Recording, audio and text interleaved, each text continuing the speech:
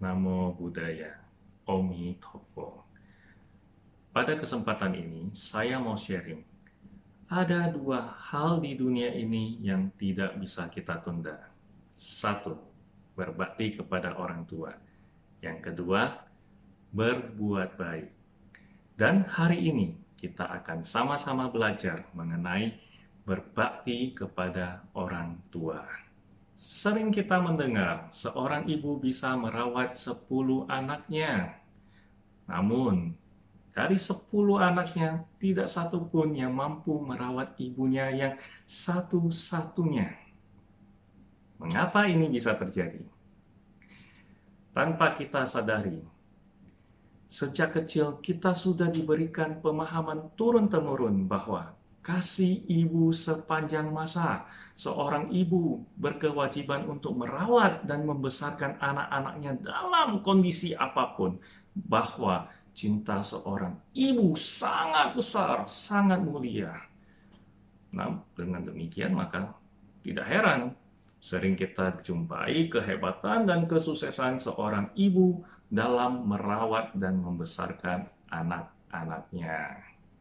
Namun, sangat jarang kita diberi pemahaman bahwa seorang anak saat sudah besar harus wajib merawat dan menyayangi ibunya.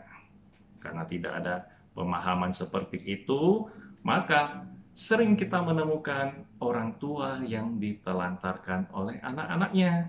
Di samping itu, saat seseorang menjadi papa mama muda, teman-teman, saat kita menjadi papa mama muda, kita sering mengabaikan orang tua. Kita lebih mencintai anak kita. Kita sangat mencintai anak kita yang masih kecil, tapi kita lupa, kita tidak memberikan contoh kepada anak kita yang masih kecil untuk berbakti dan merawat orang tua, yaitu kakek neneknya. Kita lupa, kita mengabaikan. Yang penting saya lebih sayang anak dah, ya kan? Orang tua, ya sudah, dibiarkan begitu saja. Sehingga memperparah keadaan di mana saat anak tumbuh besar, juga akan lebih mencintai anaknya dan mengabaikan kita seperti yang pernah kita lakukan, yang seperti pernah kita contohkan saat kita masih muda. Padahal, berbakti kepada orang tua merupakan kewajiban dan perbuatan yang sangat mulia. Hal ini diperkuat dengan ajaran Buddha mengatakan, ada 5 ladang subur untuk menanam kebajikan dan kejahatan di dunia ini. Jadi, teman-teman, ada 5 ladang subur. Ladang subur. Jika kita menanam perbuatan baik di ladang ini, kita akan panen. Panen apa? Pahala yang sangat besar. Sebaliknya, kalau kita lupa, kita tidak tahu ternyata itu adalah ladang yang sangat subur, kita menanam keburukan, kita menanam kejahatan, juga akan panen. Panen kualat terbesar. Nah, ladang itu apa aja, teman-teman? Ada yang tahu? Satu, ayah. Kedua, ibu. Ketiga, suciwan. Keempat, Buddha. Dan yang kelima, sangga. Tentu saja, dari kelima ladang subur ini, kita secara default, secara tanpa kita sadari, tanpa kita minta, kita sebenarnya sudah mempunyai 2 ladang yang sangat subur. Namun, kita sering mengabaikannya. Karena kenapa kita sering mengabaikannya? Karena kita tidak mengerti dan tidak memahaminya bahwasanya kita sudah mempunyai 2 ladang yang sangat subur. Di samping itu, karena keseharian kita sangat dekat dengan 2 ladang ini, kita sering tidak merawatnya, tidak menanam dengan hal yang baik. Kita menanam dengan hal-hal yang buruk. Bahkan kita lebih parah lagi, kita mencari ladang-ladang subur yang lain. Nah, teman-teman, 2 ladang subur yang setiap orang memilikinya, ayah dan ibu. Benar nggak, teman-teman? Kita sering mengabaikan 2 ladang hal ini. Kita sering mencari ladang subur yang lain. Bagaimana mungkin kita bisa memberikan dana makanan kepada para Arya, kepada biku, kepada sangga, kalau kita belum mampu ya mencukupkan, memberikan makanan yang layak, yang enak kepada orang tua kita. Bagaimana mungkin kita bisa menghormati dan memberikan persembahan kepada Buddha kalau kita belum mampu menghormati dan memberikan persembahan yang baik kepada orang tua kita? Dalam Anguttara Nikaya bab 4 ayat 2, Buddha memberikan perumpamaan sebagai berikut. Bila seorang anak menggendong ayahnya di pundak kiri dan ibunya di pundak kanan selama 100 tahun, maka anak tersebut belum cukup untuk membalas kebajikan yang mendalam dari ayah dan ibunya. Nah, dalam Dhammapada bab 23 ayat 332, Buddha juga mengatakan, berlaku baik kepada ibu, kepada ayah, kepada pertapa, para Arya, merupakan kebahagiaan. Kemudian, bagaimana cara kita membalas dan membalas budi orang tua kita dan mendapatkan kebahagiaan? Nah, di dalam Anguttara Nikaya bab 4 ayat 2, Buddha juga memberikan solusi. Buddha juga memberikan petunjuk buat kita cara terbaik untuk membalas jasa kebajikan orang tua kita. Nah, caranya bagaimana? Caranya, orang tua kita yang awalnya tidak memiliki sada atau keyakinan, nah, kita bisa mendorongnya, kita bisa mengenalkan, minimal mempunyai keyakinan terhadap hukum karma. Nah, yang kedua, misalnya orang tua kita yang tidak memahami sila, dalam kelakuannya mungkin agak ya begitu.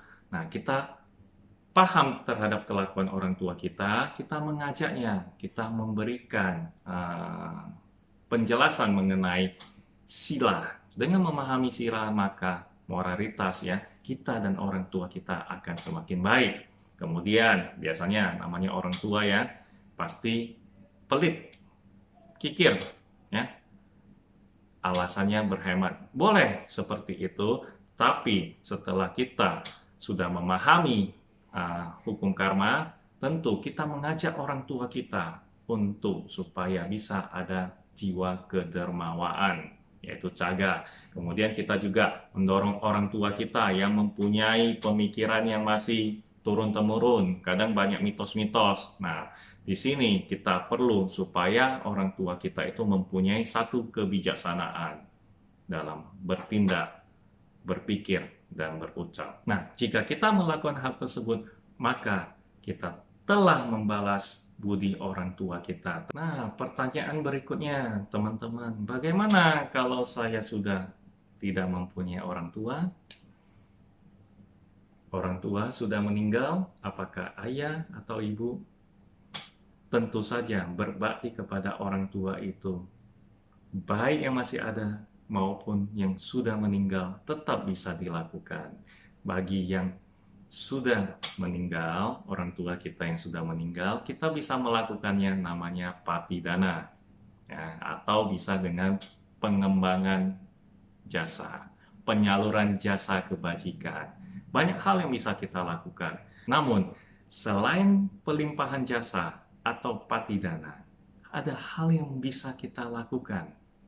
Teman-teman semua masih ingat ketika Buddha berjalan, Buddha melihat setumpuk tulang belulang, Buddha kemudian memberikan hormat. Nah, ketika memberikan hormat kepada onggokan tulang ini, muridnya bertanya, yaitu Ananda, Buddha, kenapa Buddha memberikan penghormatan kepada onggokan tulang ini? Nah, jawaban Buddha apa? Buddha mengatakan, bagaimana mungkin saya tidak menghormati orang tua saya? Jadi Buddha mengatakan, tumpukan tulang belulang ini mungkin saja merupakan orang tua Buddha di masa-masa kehidupan yang lampau. Jadi, dengan demikian, Begitu juga pula, setiap orang di dunia ini pasti pernah menjadi orang tua kita di kehidupan yang lampau. Nah, kembali lagi kepada cerita bahwasanya satu orang ibu mampu merawat dan membesarkan 10 anaknya. Namun, 10 anak tidak satu pun yang mampu merawat ibunya yang satu-satunya. Kalau kita berbakti, kemudian ibu kita sudah meninggal atau ayah kita sudah meninggal, bagaimana? Kita ingat tumpukan tulang belulang. Artinya, kita meskipun sudah tidak mempunyai orang tua saat ini, namun kita masih mempunyai orang tua kita di masa-masa kehidupan yang lampau. Artinya, semua orang tua di dunia ini adalah orang tua kita. Dengan demikian, maka sangat dahsyat sekali kalau sekarang satu anak juga mampu merawat dan memberikan kebahagiaan untuk 10 ibunya. Satu, untuk ibu kandungnya di kehidupan saat ini, sisanya adalah untuk ibu-ibu yang pernah menjadi orang tuanya di kehidupan yang lampau. Sebagai penutup, mari terus kita memberikan pemahaman, terus kita dengungkan mengenai berbakti, berbakti, dan berbakti.